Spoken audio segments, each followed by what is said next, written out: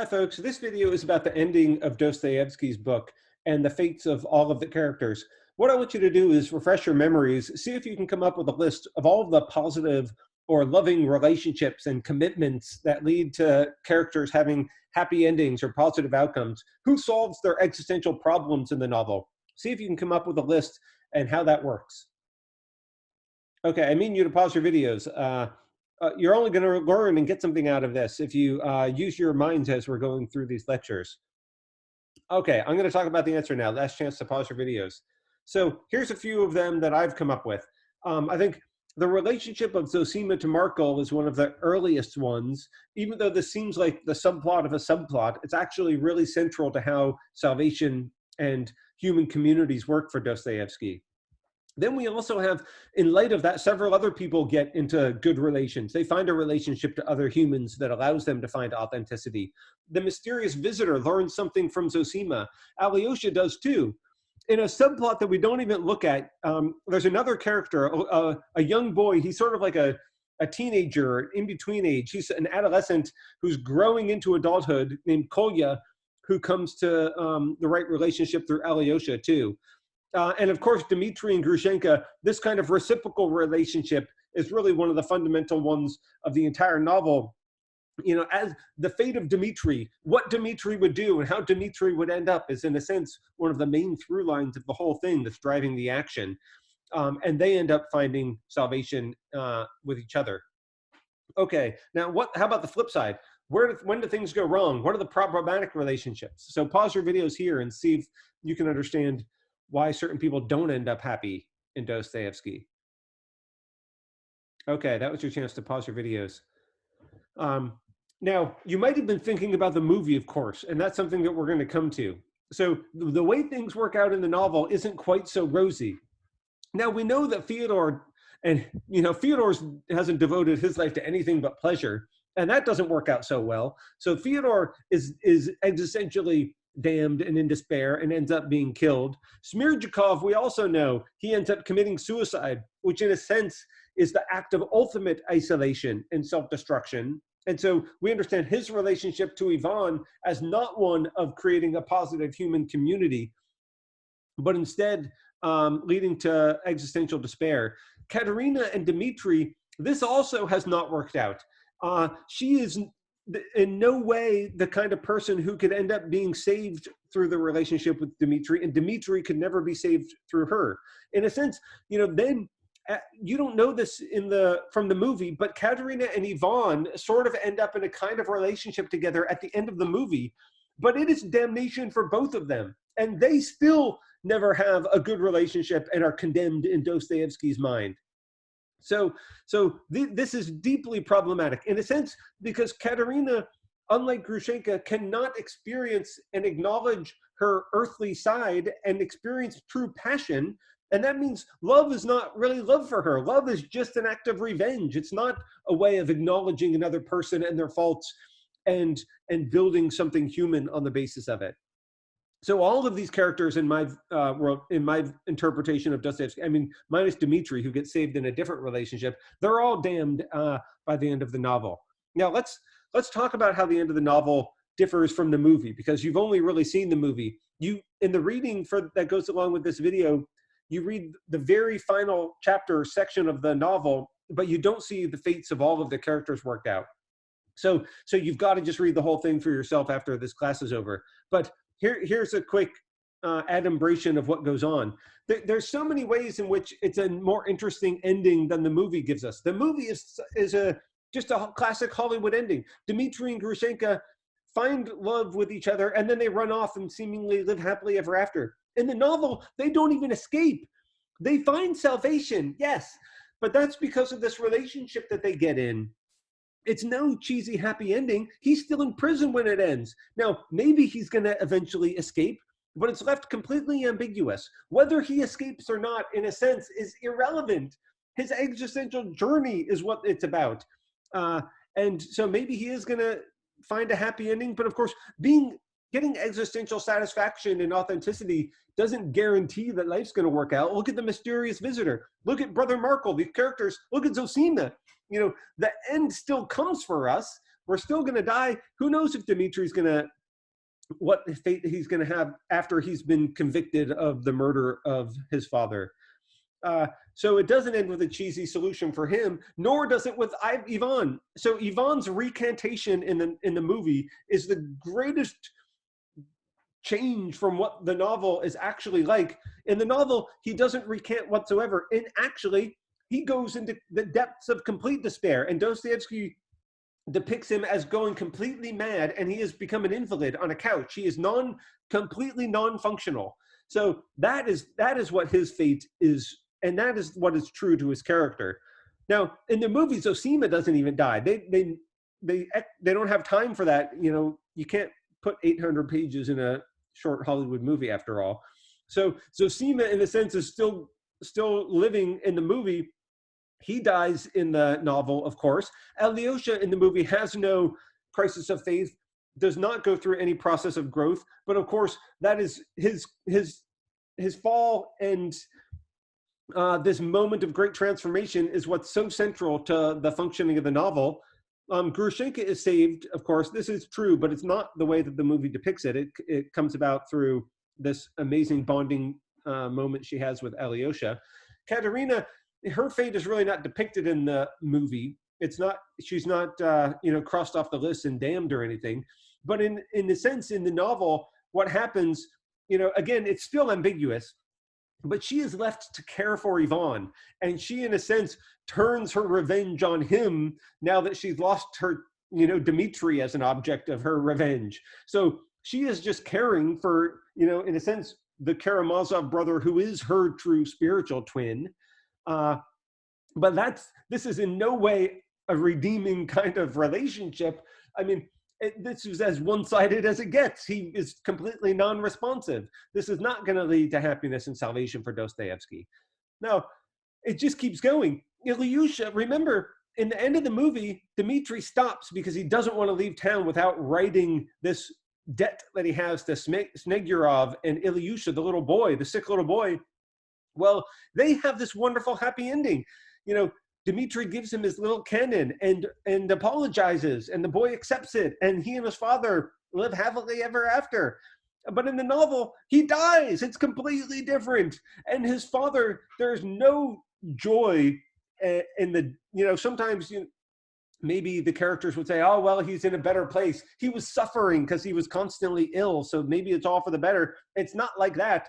Snegiorov is just still, a poor drunk in the town, and Ilyusha's death is played as a tragedy. So the novel has so much more to it than what comes across in the Hollywood version of it. I'll give you a couple page references to the story of Ivan. So Ivan actually is literally visited by the devil in the novel. He starts to go mad and has these hallucinations, and he's hallucinating that he's talking with the devil, and it's played as fantasy. I mean, it's played as both his dream and delirium, as his process of mental breakdown, but it's also at the same time a dialogue with this externalized part of his own soul that he's grappling with. And so this is a way in which Dostoevsky really thoroughly depicts the downfall and destruction of Ivan, precisely because he does not give up on this idea that relatedness, that God is dead. And his philosophy, he in a sense lives this philosophy through to the end, which is damnation in Dostoevsky's universe. Of course, Katya, then what's interesting, I mean, I don't give you a bunch of quotes, you just have to go and read it.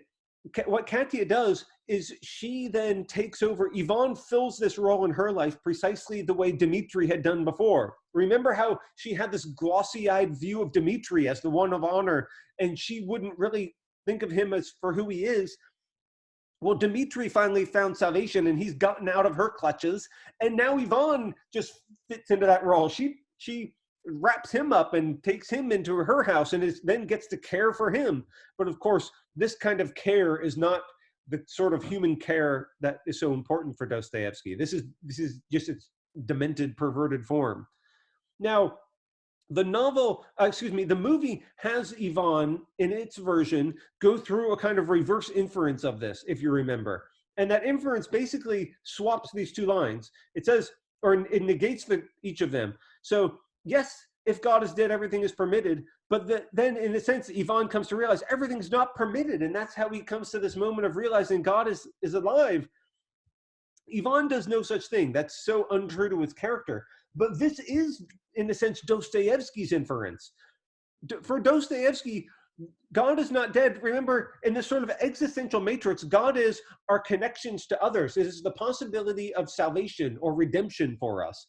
And that is not dead in Dostoevsky's universe, because Zosima gets it, Alyosha gets it, Grushenka gets it, Dmitri gets it.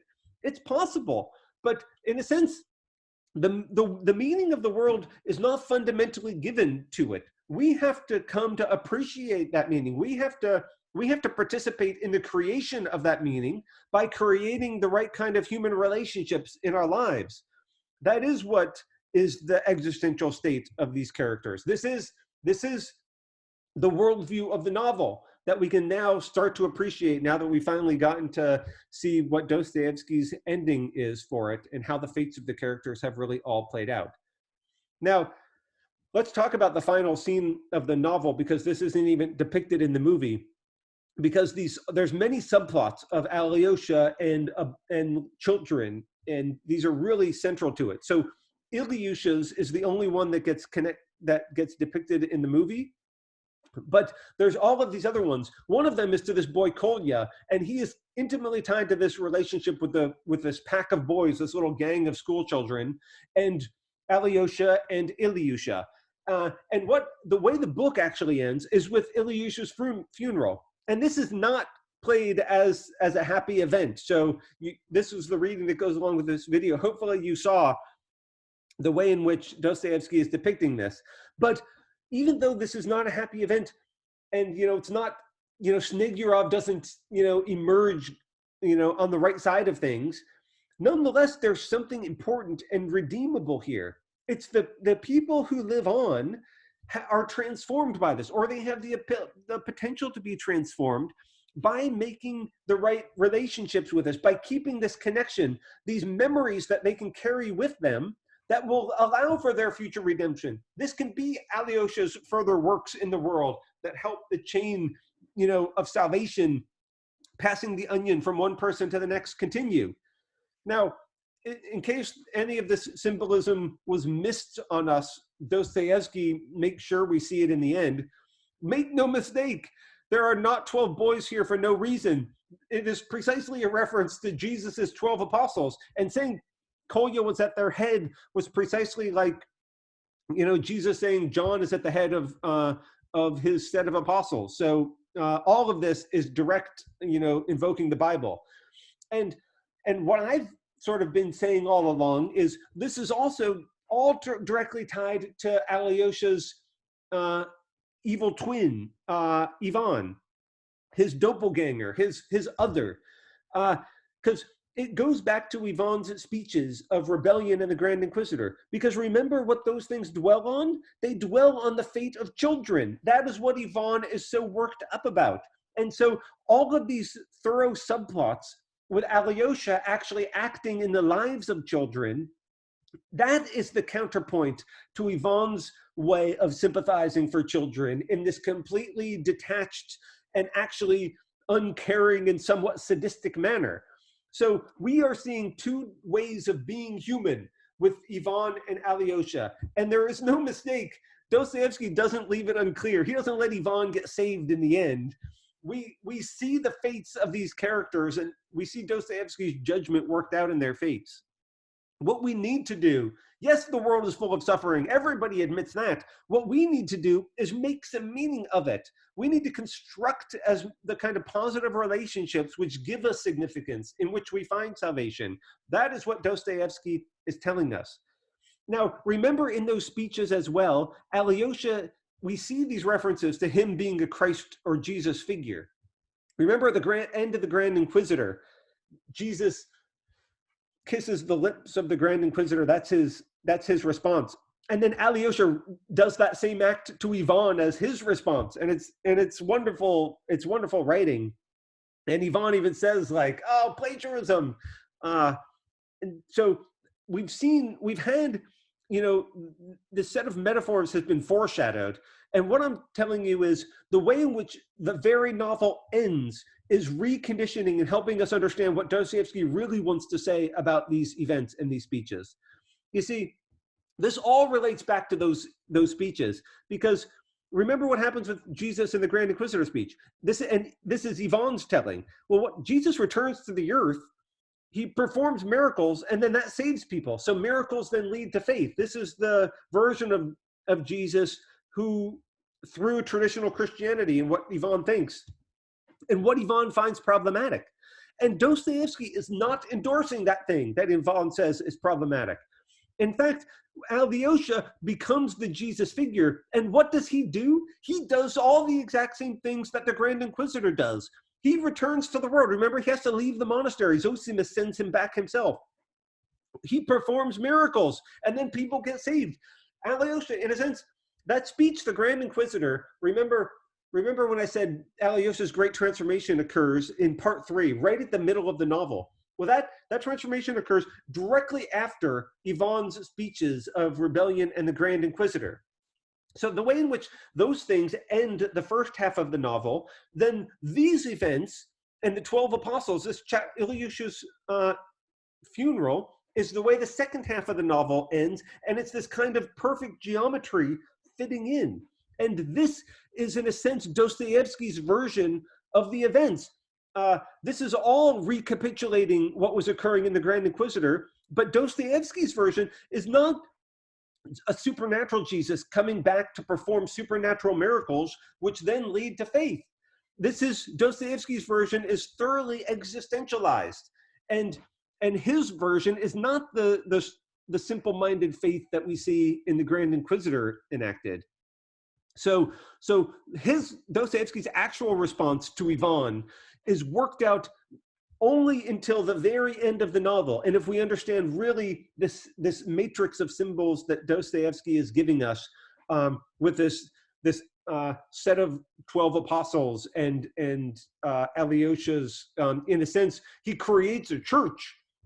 If you see what's happening at the stone here, he is bringing together his 12 apostles, appointing one of them as the Pope or as their leader, and telling them to go into the world. He's going to leave them. He has to go and live his own life. But they are to carry on the mission. And it is precisely this kind of apostolic succession that we see in Christianity.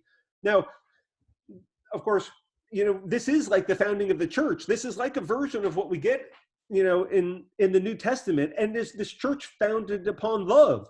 Agape love, this is one of the Greek words for love, and it's the one that comes up over and over again in the New Testament.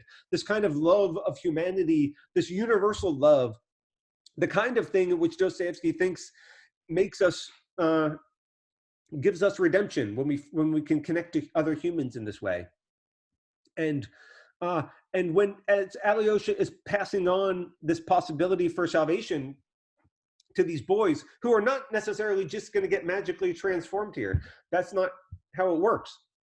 They have to grow up. They have to experience both sides of themselves and then work on this mediation. But some days he gives us these lines, we have to hold this memory in ourselves because their chance at salvation later on is going to come through remembering these moments, just like what happened with Zosima and Markel, or the other characters.